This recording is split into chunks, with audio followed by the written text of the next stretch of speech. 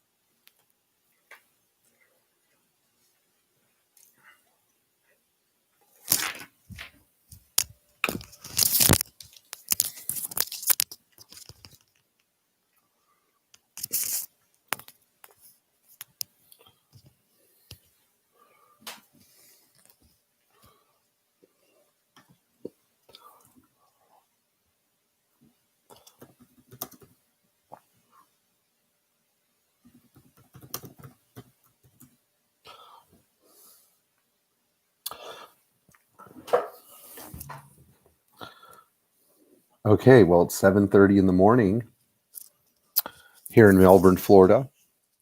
And boy, I'm trying to get used to these headphones. Today we're going to talk about what it means to build a Mercedes club that actually does a good job meeting people's technical needs. And so one of the reasons I want to talk about this topic is because the club in the United States, the Mercedes-Benz Club of America, is undergoing a major change, a major financial change, because they're basically running out of money, and a lot of their members are getting fed up and leaving because there's not a lot of activity going on. And so I want to talk a little bit about this problem and highlight why it is that we have to change the way that MBCA is run at the grassroots level. And in this live stream, I'm going to provide some ideas. So if you're involved with your local MBCA section, I recommend that you watch it all the way through. So the first thing that I think we need to address is why this is such an important topic to me. There are two extremely important reasons why I continue to support the MBCA, even though, according to many people, it is viewed as a lost cause. The first one is that MBCA really did help bolster my business when I was starting out, when I was in my early 20s. They gave me a platform to speak from, and they gave me an opportunity to present my skill set, even though I was extremely young. I was in my mid-20s, and I really had I really did not necessarily have the best handle on this stuff, although I was trying extremely hard. These were times in my life where things were extremely thin. I barely had a running car. I was up every night trying to work through strange technical issues on all kinds of Mercedes 123s, 126s, 116s. But more so than anything, I just wanted to be good at this. I wanted to be successful. And so one of the things that happened that really helped move me upwards on the ladder was the presence of MBCA. They basically gave me an opportunity to speak at their technical events and to meet people who really knew what they were doing. And so as a result, I felt very empowered, like I could actually do something. And so I noted that these kinds of experiences, which help people who like these cars connect with each other and provide a fertile training ground for younger people who are interested in these cars, are really important. It has nothing to do with providing a nice brunch for a bunch of people who just bought a new car. It's more about equipping our next generation of people to understand and service these cars, which, that's something that I'm totally about. I think the second one is a more personal note, because I think without a strong car club, some kind of authority to preserve the cars, not as many cars will get preserved. So I'll give you an example. Let's look at national parks. Let's say you have a beautiful natural area on top of a mountain where there's a unique species of gorilla, like in Virunga National Park.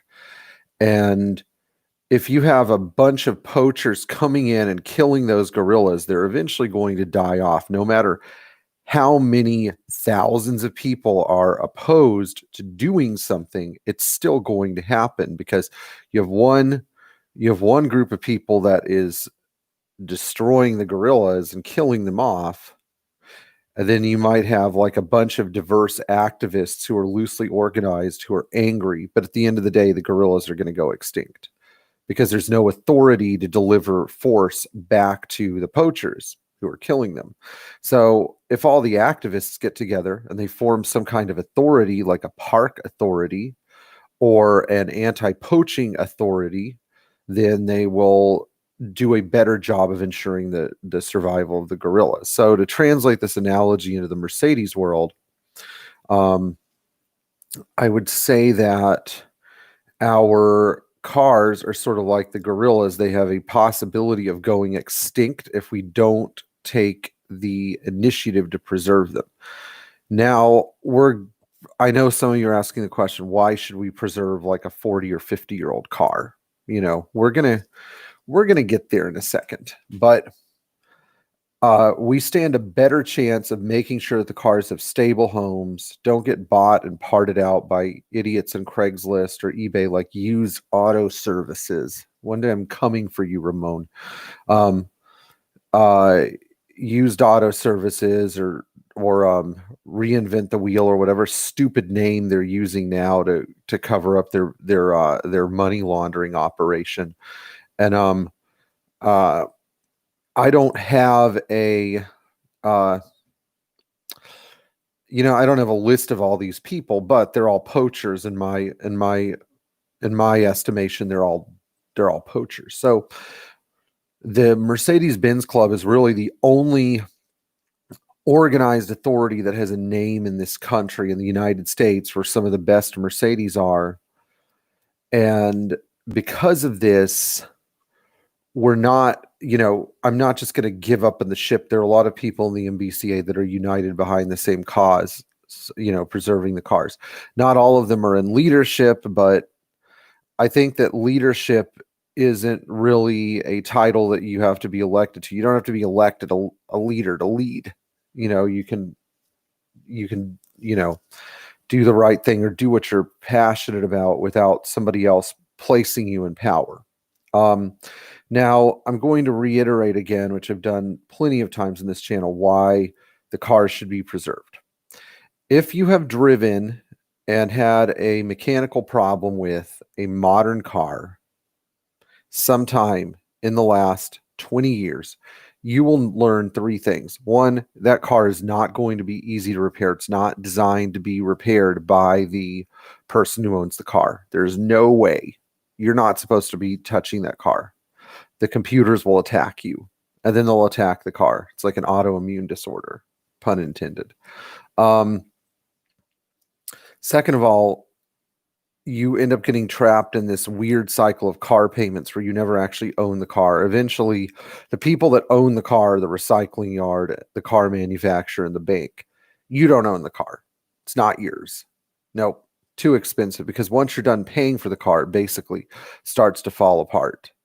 And that's an unfortunate truth, because that at some point in time, that car's life cycle is going to come to an end, either through lack of part supply or because it wasn't intended to be thoroughly serviced in the first place. Like if you buy a new Kia Rio, thermostat and the radiator are one unit. Who integrates the thermostat with a radiator? Somebody who's trying to build junk, of course. So even though new cars might be fast, they might be super efficient, at their core, they're made of lightweight, cheap materials, and they're not forever cars. So while you might be driving one of these piles of junk, using it as a winter beater while you're traveling through 13 inches of snow in Wisconsin, which I can understand, it's nice when the summer comes to be able to say, well, several times during the week, if I go somewhere, I get to jump in a real car, like a 450 SL or a 300 TD or a 280S or a 300 added hour or a 190E 16 valve or a 280 SEL 4.5 or 300 SE coupe or a 260E. The list goes on and on and on and on and on. You can actually feel what a car is supposed to feel like. These new cars that are on the road, they're designed to meet safety standards, EPA standards, and emission standards, but they are not what a true automobile is supposed to feel like.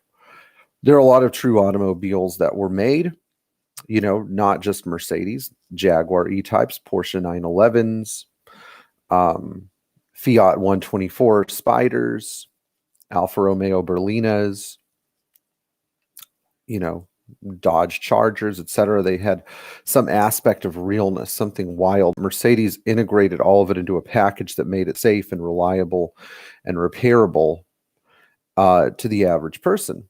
And so this is kind of a big deal because we're not going to see this anymore in automobiles. So hopefully that explains my motive about why it's so important that we preserve classic Mercedes. Because if we don't, then we end up with, a bunch of plastic cars in our driveway that are totally unrepairable.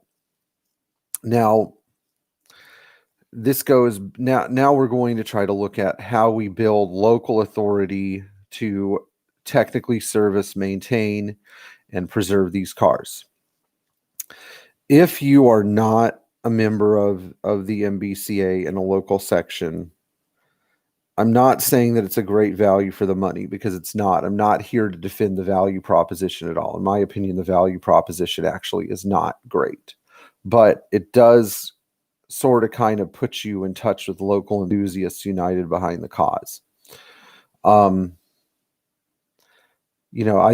think if you could get in touch with them without joining the MBCA, that's fine too. But within every geographic area or big city, I think all Mercedes owners should be connected, have a mailing chain or something, but all of you should know each other. I think if you are into classic Mercedes and you meet somebody else who's into these cars, you should go out of your way to introduce yourself and add more to your numbers. And good morning, Jamie. And add more to your numbers so that you can build up that network. I've been trying to build this network for years across the country in different areas, so that I've introduced Mercedes owners to each other over and over and over and over again. I'm a big advocate of cohesion in the community, because you never know who's going to do that. So when you have this group of people, instead of having one person, you have a group of people who are trying to preserve the cars that they own. They're trying to provide technical information between each other to keep their cars running. And they're trying to provide some sort of, like, let's say you need an extra set of hands, like you're stuffing the front subframe back into your 108 after going through a bunch of neglected grease fittings. Nice to have an extra set of hands. These sorts of things build community. And I think this is good, because most of us, especially during coronavirus or whatever, we live during near total isolation. I know that most of the interactions I've had with people have been out of necessity, and I can't really enjoy them as much. But there's so much to the aspect of a classic Mercedes community. And these things do exist. They exist on the web. They exist on Ben's World.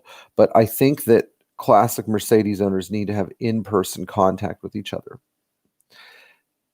The next problem that we have to address is, what do we do? What purpose does this group serve? Well, we talked about some of them: providing technical information to each other, providing assistance to people who might need a little bit of technical help with their classic Mercedes, providing a place for people to get together, meet, and share knowledge about their cars.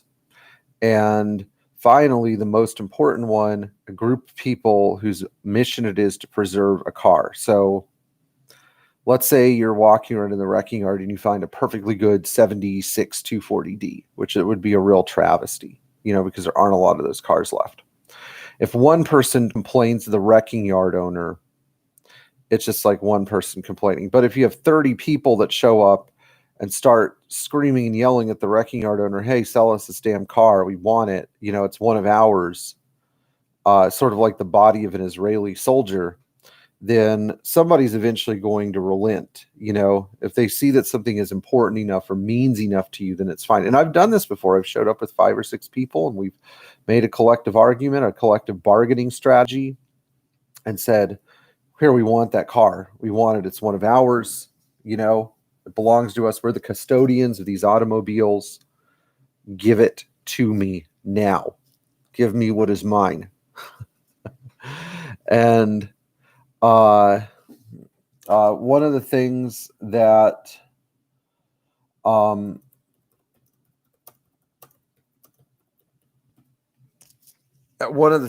I get really frustrated about is that you have people, especially within the MBCA, that are totally unaware of this stuff. Even outside of the club too. I mean, having like a group mentality of we need to save the cars fixes people's own personal apathy issues. You see a lot of people that go, oh, we can't save them all.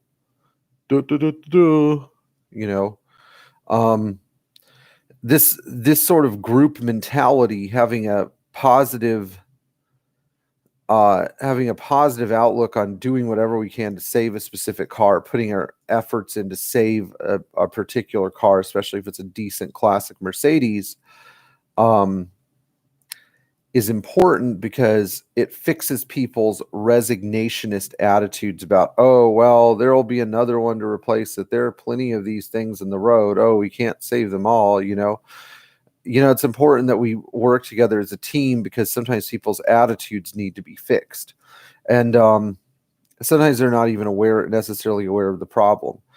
I know that there are a lot of people out there that love these cars and want to own them. And I think that it's important that if you want to own a classic Mercedes and you're watching this channel because you have sort of a creeping interest in these cars that you've never told anybody about, that you connected to a group of people like this, because that is your only hope of survival.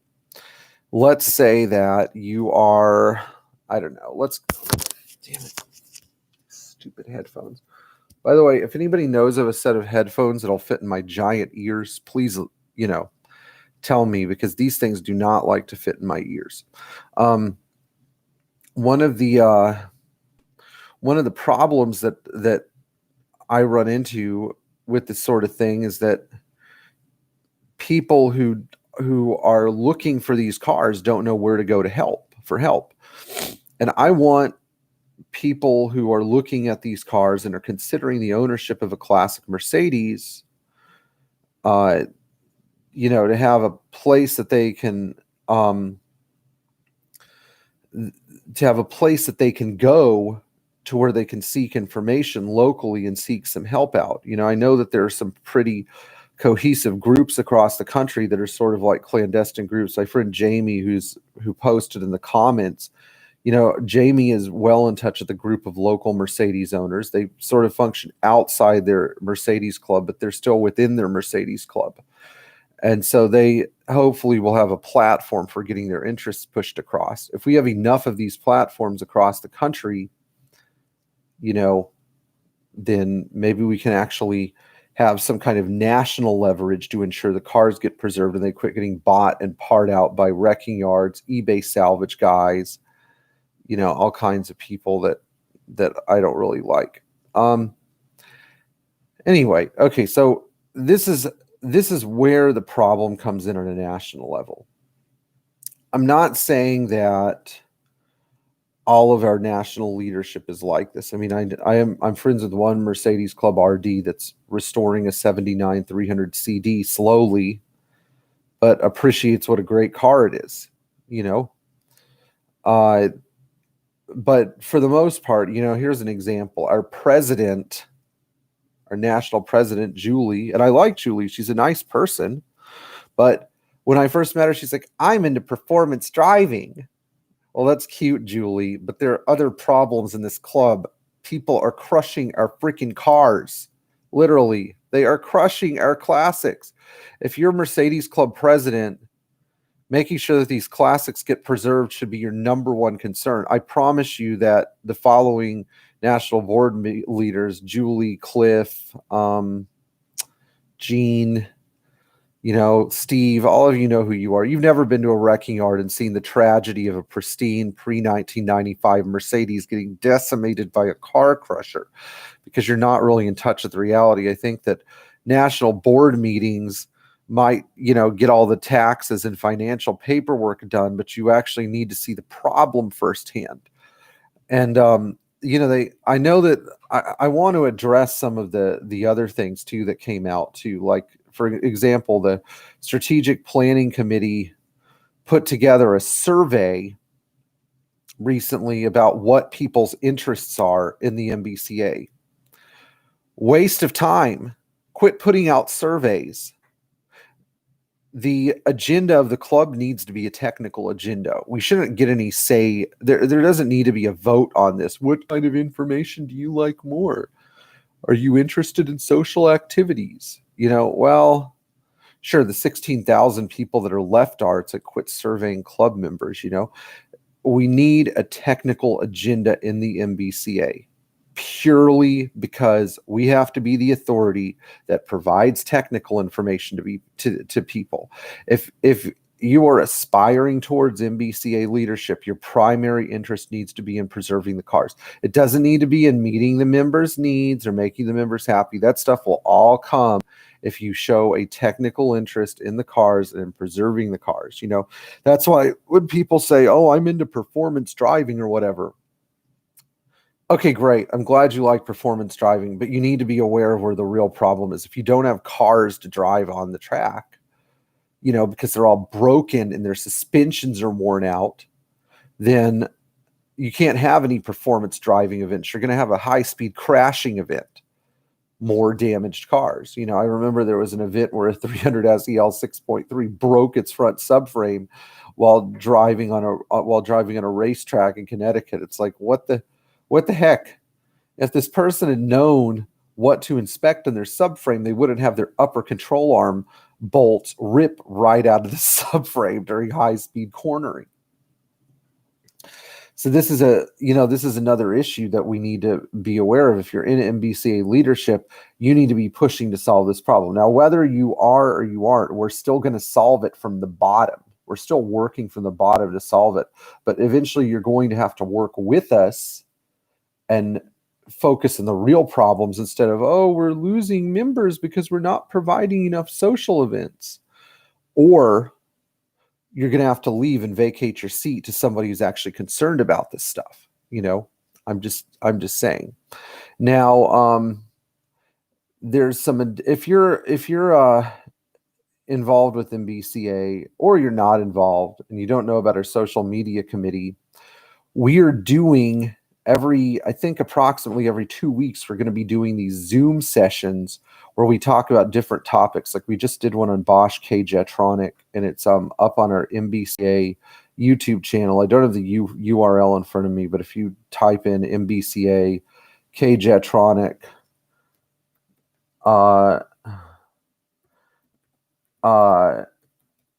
if you type in MBCA K-Jetronic into YouTube, you'll probably get it. This is a 1-hour presentation that I did on Thursday night. We're going to have another one in 2 weeks that my friend Anne Marie is going to do about why it's important to insure your classic Mercedes the right way, which is absolutely necessary so that you don't end up being screwed by your insurance company. And I've had to go head to head with so many insurance companies.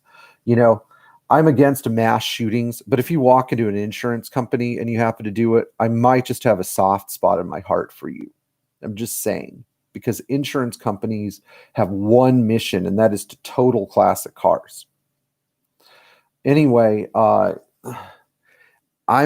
not condoning violence. I'm just saying to highlight my disdain for insurance companies. So if you actually work in an insurance company, I don't want you to take my comments literally. I'm just saying that I get really frustrated with them, and I can understand why some other people get frustrated with them. So, specifically auto insurance. I'm not referring to things like boat insurance or RV insurance or building insurance or shop insurance. I'm specifically referring to auto insurance. So Wesley in the comment feed says, finding correct and reliable information has always been the hardest thing to find, for me at least. I have a great suggestion for the national board to put you guys to work. How about, instead of having a cushy board meeting, you guys go to the National Business Office and start archiving factory technical literature on a website so that we can have a pay-per-access portal so that we can get technical information on our Mercedes from the 60s, 70s, and 80s. Instead of these people sitting in a boardroom arguing, which is what most people do in corporate America, we should actually be getting together and working on a solution with our bare hands. I would like to see that personally. So, Julie, Cliff, Ernie, who else is in the national board? Who else does this stuff? I don't know. Can't remember. Steve, I think you guys should all meet in Colorado Springs and get to work and start doing data scanning of our technical literature instead of arguing in the boardroom over how we're going to allocate a strategic planning budget. I like you guys a lot. I mean, you're all nice people. I know you love the cars, but if you want to show us how much you appreciate us for being members, instead of defunding our sections, you should start scanning technical information so that We have a complement to the live streams we're producing as a social media committee.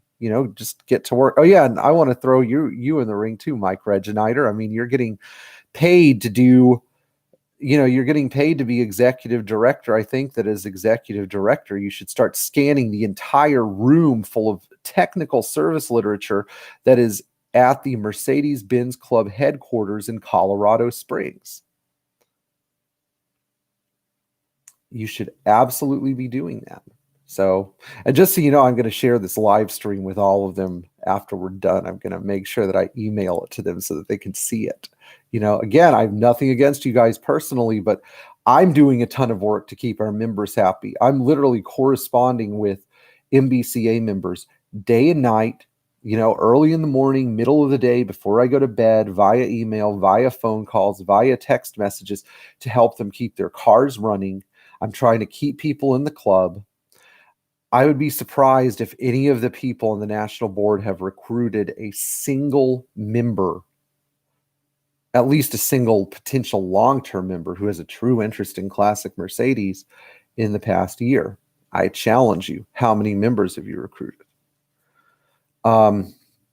Anyway, okay. Let's go back to the focus here. I want to see cohesive, technically driven groups geared towards classic Mercedes in all cities in the United States.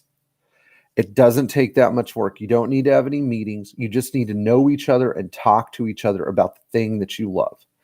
Not that hard. We have an informal group like that here in Brevard County. If you're watching from Brevard County, feel free to reach out to me. I'd love to meet you in person, but we have that group in Orlando, thanks to my buddy John Douglas.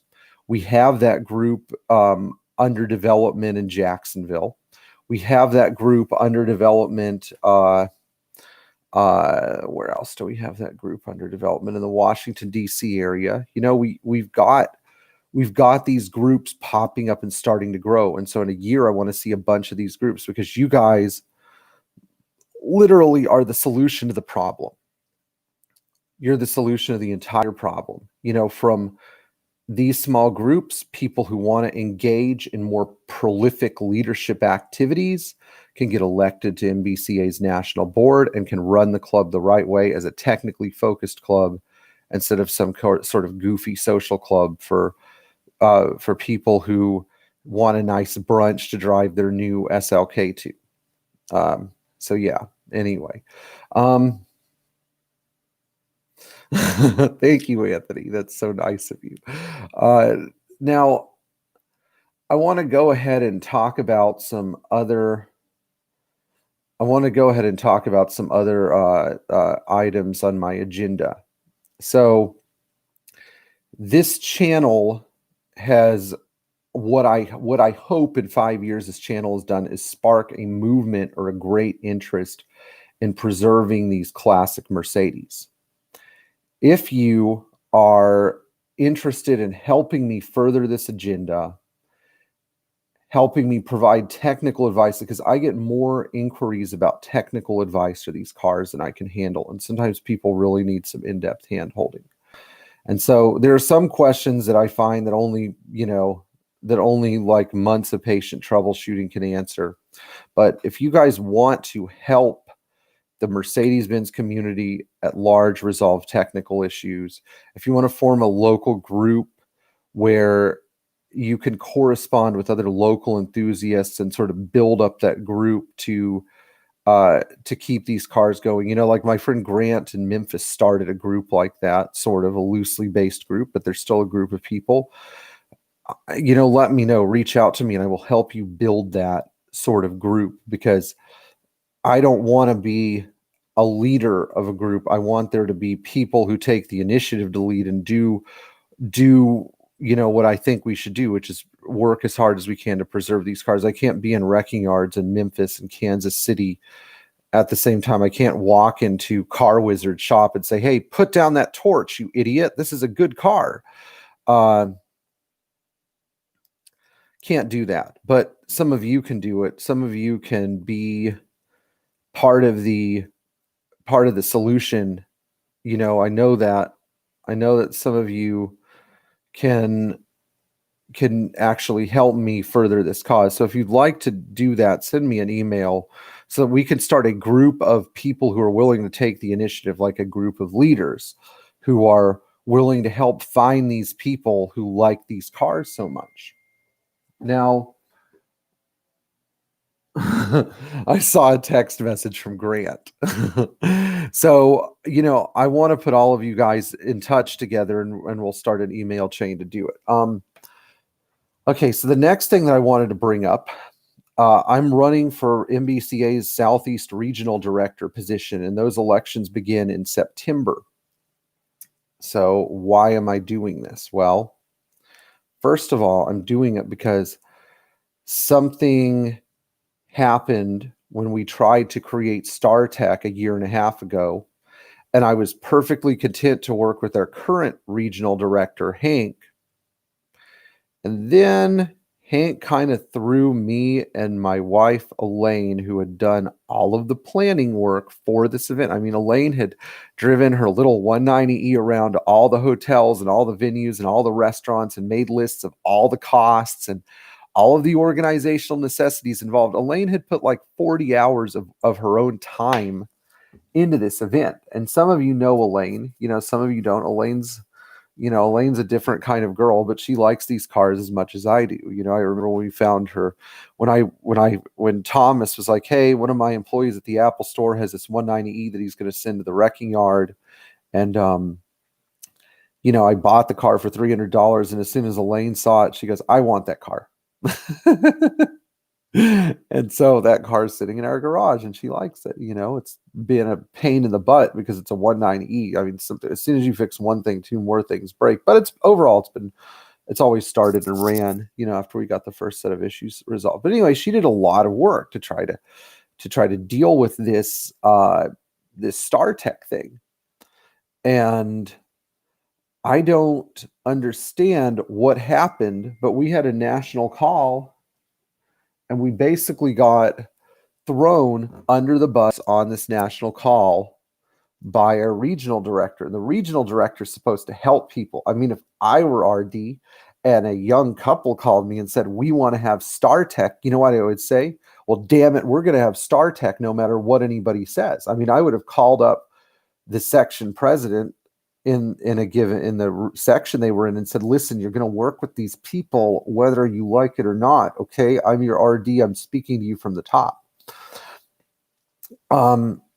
So sorry, Hank, but I guess Pierre has to come back and take over his old position because you don't know how to be a good RD. And I know you're trying. I appreciate you for trying. I appreciate the work you did for 2 years. I'm not saying everything you did was bad, but I personally forgive you, but I just can't have that attitude, that suppressionist attitude. And what I've learned about the MBCA and its leadership program so far is it really depends on how much infighting doesn't occur to get things done. So I try to stay away from the arguments and the drama and just try to locate key members in each region that can help further the agenda of the MBCA so that we can use these key members to move forward instead of allowing infighting and no section leadership turnover, et cetera, et cetera. I think the other thing that Hank did, if you guys need a definitive reason, at the last RD meeting, he published an agenda item stating that we should completely defund each section, as in retain 100% of the section rebate, and then use that money for, what did he want to use that money for? Oh yeah, use that money for either the RD budget or the RD travel budget or whatever, which is, there's like a limit to how much you could spend. I always tried to use maybe 15% of that budget when I traveled, but I guess what I'm saying is he wanted all of the sections to not get any of the $55 back. Now, Hank prudently withdrew keyword prudently withdrew this item. But the fact that he was considering it as something we should vote on is something that everybody needs to know. So if you're in the Southeast region and you're an MBCA member, probably a good idea to not vote for Hank. I'm just saying. Now, if you are involved in leadership in any of the Southeastern regional chapters, do not put any endorsements for me in any of your newsletters. I will immediately be disqualified. And just as a public disclaimer, if somebody publishes a pro Pierre article in any of their section newsletters, I did not endorse it. I did not ask for it. I did not authorize it, because there's a rule in MBCA saying where if you publish an article specifically dedicated to one candidate that casts them in a positive light, it can be viewed as an endorsement. And that's bad because if you produce a biased endorsement,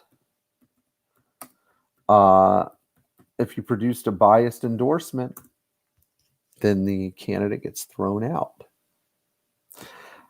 A lot of people have told me that I'm wasting my time as RD. And you know what? I probably am, but I'm going to do what, if I go become RD and I can get one more enthusiast back into MBCA, he's going to do a world of good. I see it as a beneficial use of my time. Now, my plan for meeting with section presidents is going to overlap with my work travels around the state. As many of you know, I travel around the state of Florida servicing people's cars. And so when I'm in a situation like that, you know, I can call up a section president and say, look, we're going to have lunch today, whether you want to or not. I'm going to force feed you. Just kidding. I'm going to make it my business to meet with section presidents as I travel, and that's how I'm going to keep tabs on things. We're probably not going to have any events to go to, so that's too bad. Anyway, if you're watching from Central Florida Section 2, we need board members. We need some new blood on our board. You know, every 3 to 4 years, there should be a board member change, a leadership change. So I think that that's important as well. All right, so my last house cleaning item is a lot of people offered some great background information on Car Wizard and my live stream last weekend about the Silver 300D. So I now understand that it's a project for the guy's daughter, and that there were some rats that ate into the wiring harness of the gold car, and they needed the silver car to fix the gold car by transferring the entire harness. Well, I have news for you. I have dealt with Mercedes that have had rat damage to wiring harnesses in unimaginable places. I have literally had to perform colonoscopies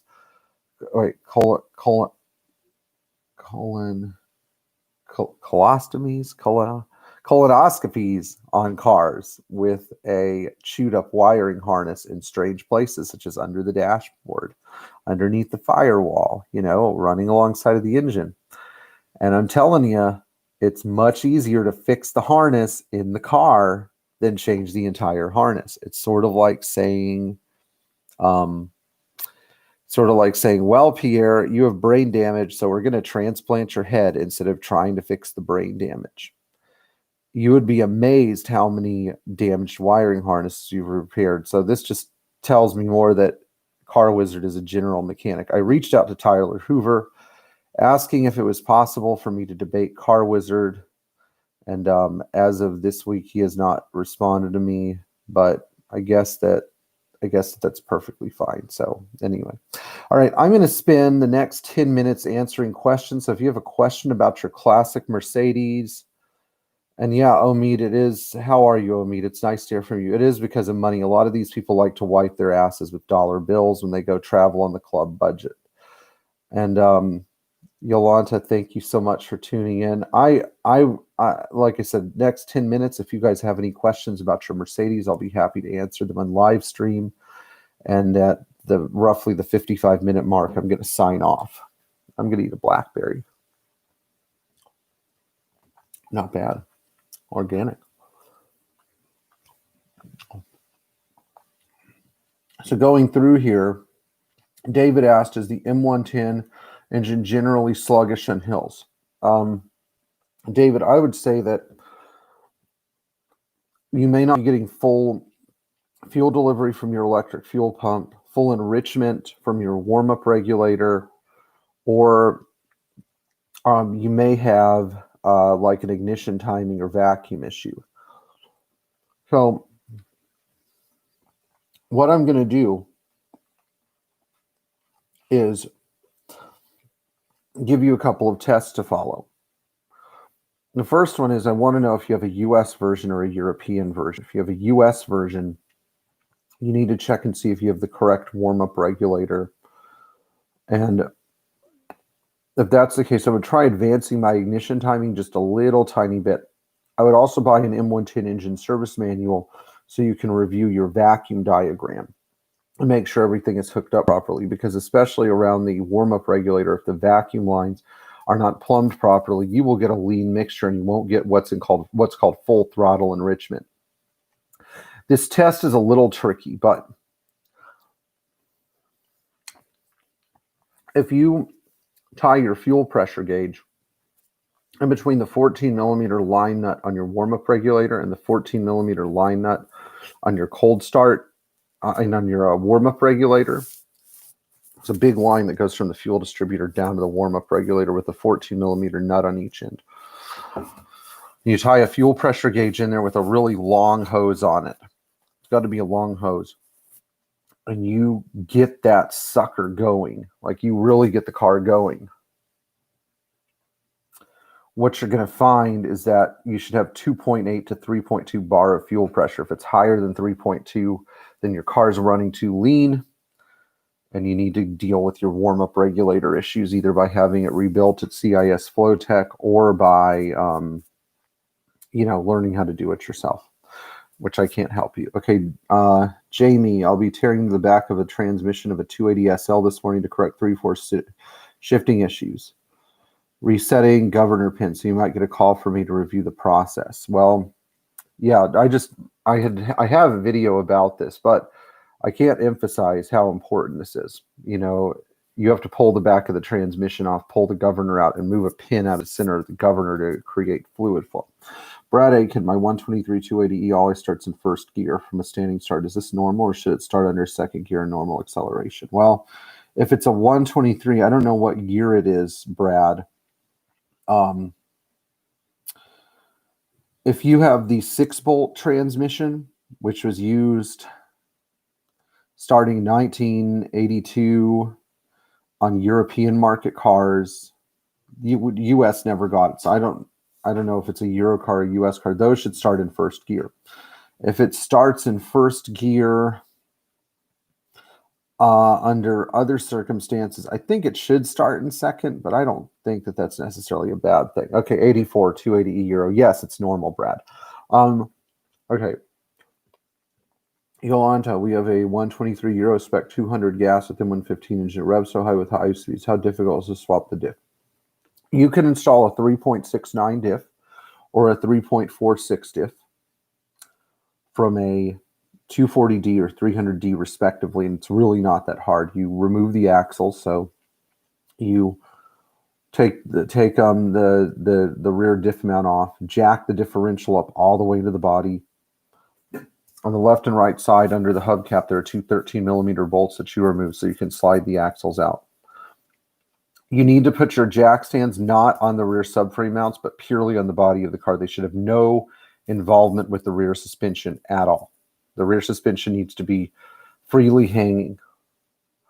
And what you're going to do is you're going to pull the back cover off the differential, pull the two Corona pins for the axle, slide the axles out. Don't damage the boots. Just set your axles aside. Then all you have to do is undo the differential flange bolts for the rubber coupler and the four 19 millimeter bolts on top of the differential and drop it down.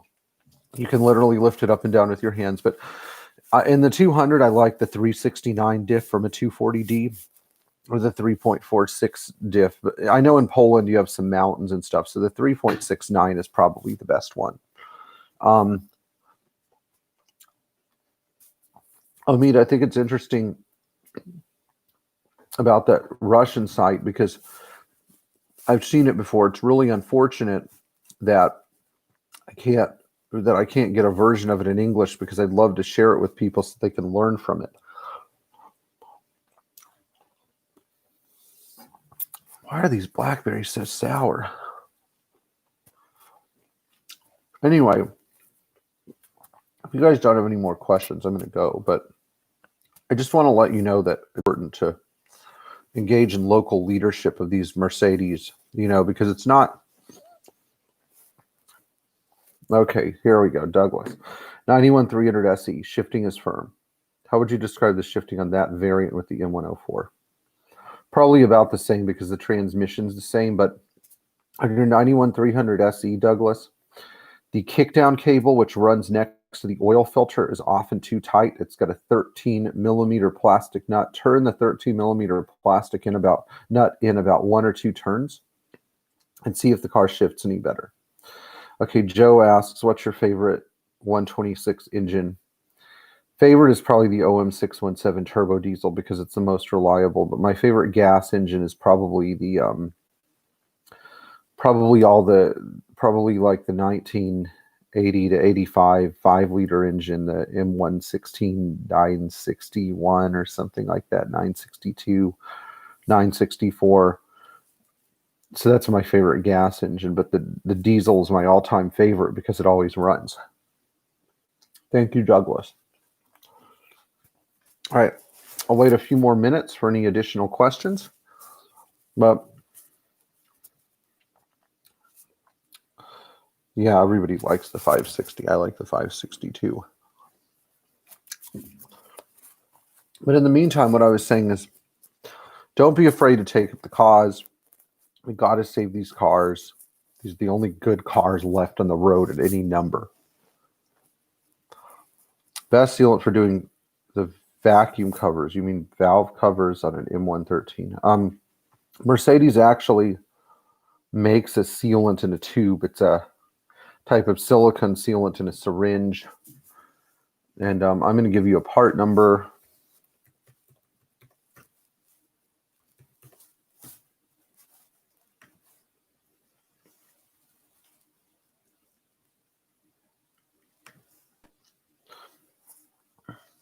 The stuff you want is 003 989 982 003 989 982 010.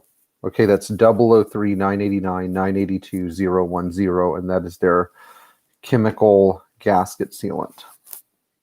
All right, Yolanta, second issue in our 124 260-89 automatic. Shift's a bit rough, especially in cold engine. The vacuum seems okay.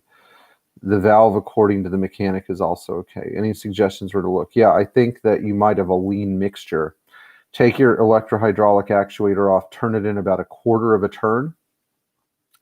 That should provide you with a slightly richer cold mixture so that you'll have better manifold vacuum and you won't have to throttle the car up so hard, and then it should shift okay.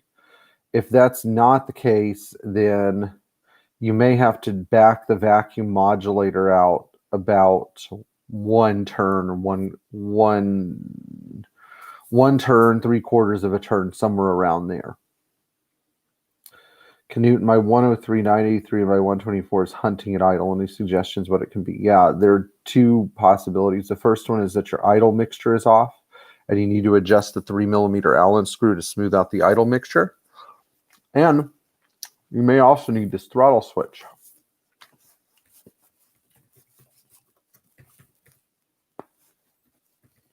I'm going to give you a part number.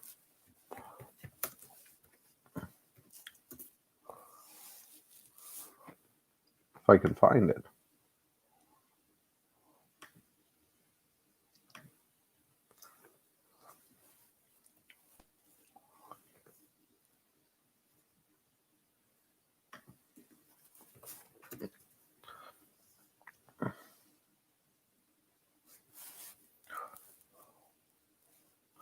I could just find that.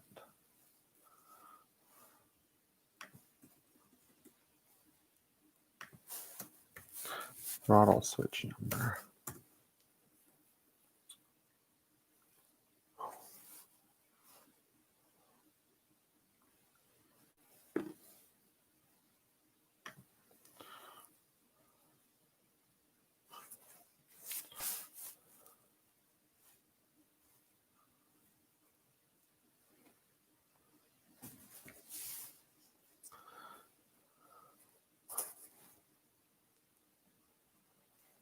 If it's not your idle mixture or a vacuum leak, it's the part number 002-545-6814 throttle switch. That's usually where we see an issue. All right. Let's see. My 123 horn only generally works when the wheel is straight. Do you know a solution? Yeah, replace your horn brushes, pull the wheel, and clean up the horn contact ring with steel wool. Would you include, Howard, would you include the 140 series, particularly the big coupes, among the last real Mercedes? Not really. I'd say if they were the first modern Mercedes, actually, where the planned obsolescence engineers had full reign, unfortunately. I mean, keeping a 140 on the road is a lot of work. It's extremely difficult because of the electronics problems. Yep, 2012 E350 replaced with 99 W210 E320. Well, if you're in a good climate, I recommend going even earlier. Okay, M119 versus M113. I like the M119 better, Joe, because I think it's a more pure engine. Have I managed to buy 114 trunk floors from the Polish site? Yes, I have the site. I haven't had to buy a trunk floor yet, but I will. Star Garage did a really great work on my 450 SL. Still, the steering isn't quite dead center, but close. They said any more work could get expensive. What do you think? I think that they need to use a centering pin to align the car. How many degrees off is it, Walter? What's about the R129? Is it a real Mercedes? It's, I wish it was, but there are parts of it that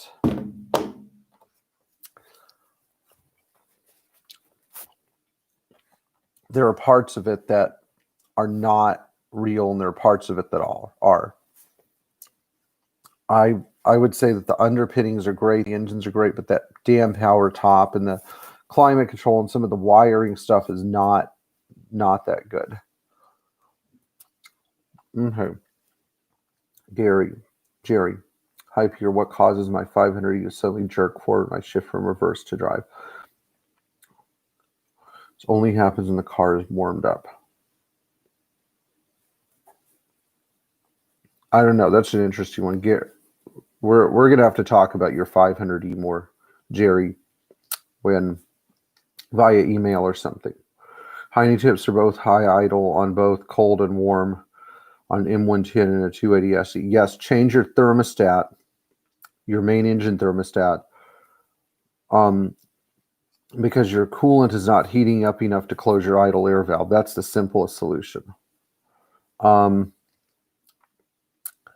I would also say that you might have your idle adjustment screw. It's really hard to show under here, but it's underneath the number one intake runner. It's a little plastic screw that is wrapped in a steel spring that might be at fault. But I think that either your idle air valve is sticking open, which is hidden on the inside of the block underneath the intake manifold, or your engine is not reaching full temperature. Now, if you change your thermostat, use a thermostat from a 300D turbo, drill a little hole in it to vent your coolant.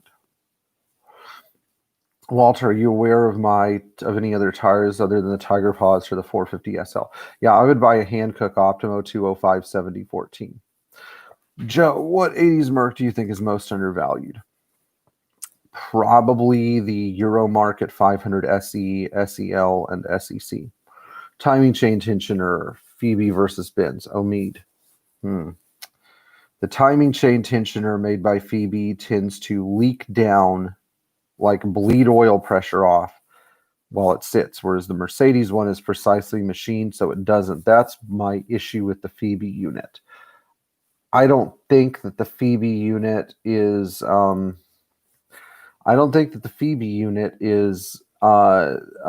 necessarily going to explode, but it's just too much of a risk, especially when you're starting the car cold.